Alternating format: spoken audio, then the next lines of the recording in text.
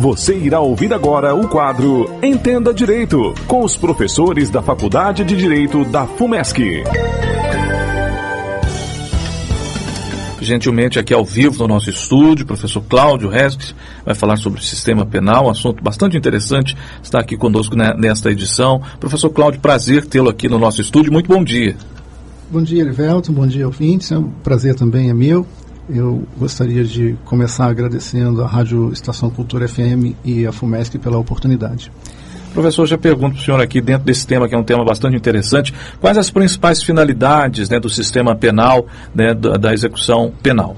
Bem, sobre uma visão mais abrangente, nós poderíamos entender o sistema penal como contendo toda a estrutura material, né, de prédios, estabelecimentos prisionais, fóruns, delegacias de polícia, e também a estrutura de recursos humanos, profissionais envolvidos nesse trabalho. E tendo por finalidade dar efetividade às sentenças penais condenatórias e, obviamente, mover o aparato jurisdicional em âmbito penal. Num plano mais restrito, sob uma ótica mais acadêmica, os penalistas costumam associar o sistema penal e, mais especificamente, a execução penal como tendo por propósito aplicar a pena em suas duas finalidades principais, que são a chamada prevenção geral, na medida em que a pena criminal, mediante a ameaça estatal, ela inibiria a prática de crimes pela população em geral. E a prevenção especial, sempre que, ocorrendo a prática do crime e determinado infrator fosse submetido ao sistema penal, recuperar esse infrator. Como que o senhor avalia, também acho que muito discutido, lembra-se muito nesse tema quando se fala de sistema penal, qual que é a opinião do senhor em relação à eficácia, né, do sistema penal? Bom, Erivelton, esse ano eu completo 17 anos na magistratura mineira, que somados aos outros 3 anos em que exerci a função de delegado de polícia, aproximadamente 20 anos, né, atuando profissionalmente, a maior parte desse tempo com alguma competência criminal. E o que eu posso perceber é que o sistema ele é essencialmente precário. Né, sempre foi e, de um modo geral, a falta de estrutura ela é encontrada nos estabelecimentos penais, a ponto de não ser incorreto dizer que esse sistema carcerário ele, muitas vezes se converte, se degenera numa verdadeira situação carcerária, onde esses profissionais, juízes, promotores, delegados, advogados, precisam lidar com essa realidade. Usualmente é possível identificar as faltas de vagas, a falta de profissionais habilitados a dar suporte aos órgãos da execução penal, o que torna quase impossível cumprir a meta da chamada prevenção especial e recuperar o infrator. E aí nós poderíamos dizer, então, ao menos a prevenção geral ela deveria ser alcançada na medida em que, tendo ciência dessa situação, essa condição de cumprimento de pena tão desfavorável iria inibir a prática de novos crimes. No entanto, o que a gente percebe que isso não ocorre em função de um outro componente também bastante importante nesse estado de coisas, que é a impunidade. Né? Dificilmente o infrator, ao resolver cometer o crime, ele leva em conta que ele pode ser alcançado pela justiça. Os dados mostram isso, né? Que o número de investigações policiais que geram processos criminais e, consequentemente, a responsabilização do infrator, ele é muito pequeno em relação à grande gama de delitos que ocorrem na sociedade.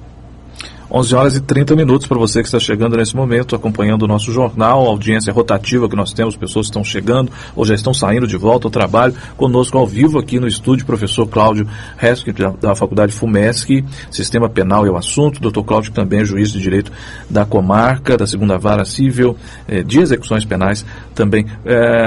Professor Cláudio, qual os principais entraves? O senhor falou nessa sua resposta, falou um pouquinho sobre isso, mas na opinião do senhor, quais as principais dificuldades, né, para a melhoria do sistema penal? Assim, de maneira bem resumida, nós poderíamos citar a ausência de investimentos na estrutura. É claro que o país como um todo, em relação aos serviços públicos, ele sofre com a carência de recursos, mas é preciso que se faça, e é bom que se tenha isso em mente, que são necessários investimentos, né, na estrutura penal como um todo. Mas é também importante mencionar a legislação ultrapassada e o apego a velhos conceitos jurídicos por parte dos profissionais. Acho que essa é a grande culpa dos profissionais do direito, de ficarem muito apegados a certos conceitos que têm o seu conteúdo científico, mas que já se mostraram ineficazes em termos de uma aplicação na sociedade.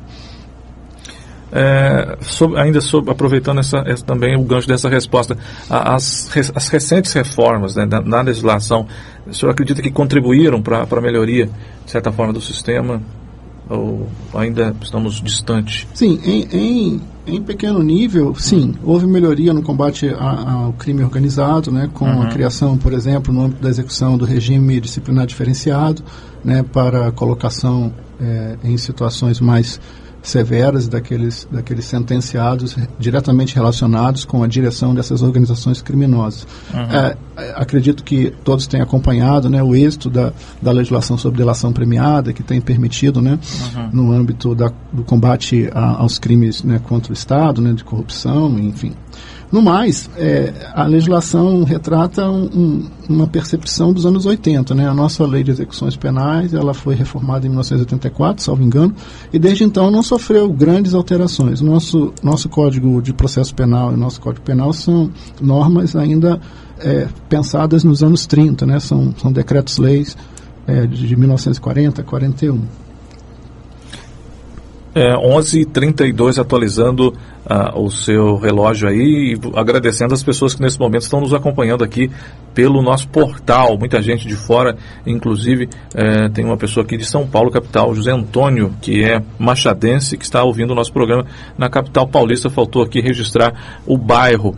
Doutor, força do hábito chamar de doutor, mas professor Cláudio, como conciliar as garantias processuais dos acusados com um sistema penal que garanta, de fato, também a segurança social, professor? Então, Heriberto, longe de mim querer passar uma imagem pessimista, né, do sistema penal. É claro que há possibilidades de grandes melhorias. Eu entendo que um primeiro passo é a valorização dos órgãos da execução penal. Então, juiz, promotor, defensores, advogados,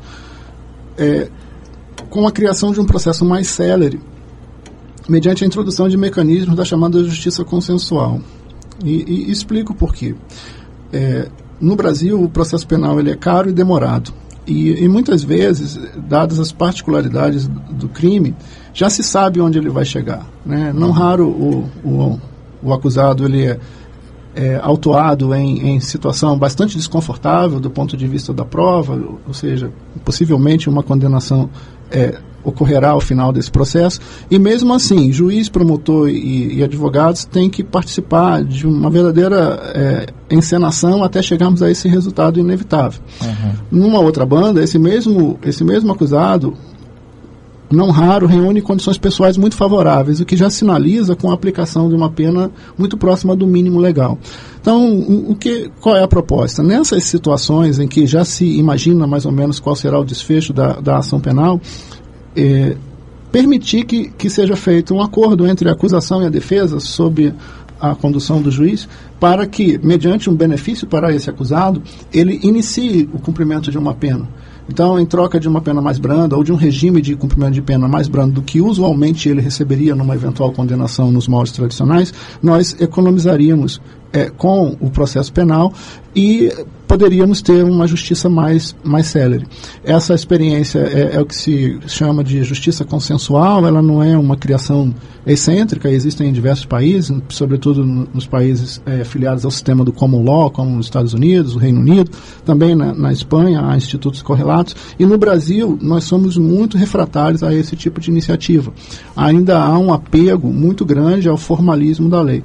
É até, de certa forma, uma contradição, na medida em que também há uma corrente muito forte no sentido de assegurar ao acusado as suas garantias constitucionais. Mas quando chega o momento de valorizar esses profissionais, a legislação ela se mostra um entrave.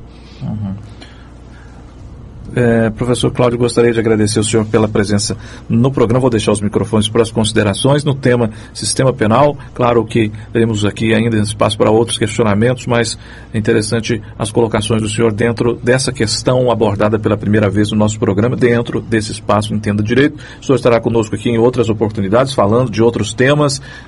Seja bem-vindo aqui à emissora sempre. Muito obrigado pelo bate-papo, pela entrevista. Heriberto, o prazer é meu. Eu gostaria só de concluir com uma velha lição de direito penal, de que a pena criminal envolve uma contradição essencial. Qual contradição? prende-se o indivíduo que se mostrou incapaz de conviver em sociedade para que, segregado, ele volte a ter condição de retornar a essa sociedade. Mas, infelizmente, ainda não se criou um mecanismo mais eficaz para afastar aquelas pessoas que realmente se mostram um grave risco no convívio social. Até que isso ocorra, nós temos que trabalhar com o que nós temos e fazer o melhor possível. Muito obrigado. Obrigado, professor Cláudio Hesketh, conosco aqui ao vivo no Entenda Direito dessa quinta.